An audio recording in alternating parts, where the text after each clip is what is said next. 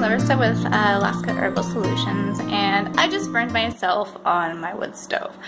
So I am going to show you what I use for burns. I don't have anything like mixed up specifically, but I have a couple of things that I use that are separate that I use together. So let's take a look at what that looks like. Okay, so let's look at the burn first. It's actually not quite as bad as it could be, but you can definitely see it because the stove is really, really hot.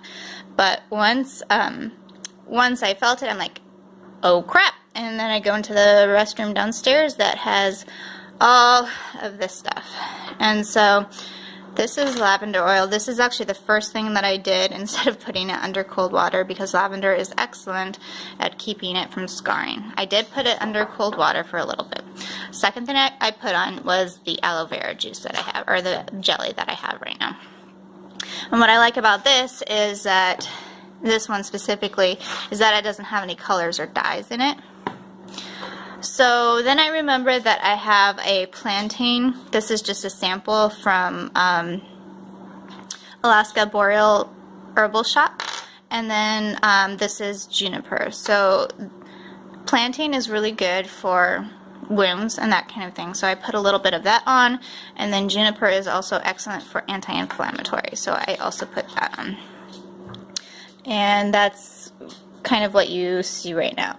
I'll take some pictures later and we'll show you. You can see it's bubbling up a little bit, but probably not as bad as if I hadn't gotten to it right away. So I have just applied some more of the aloe vera on it.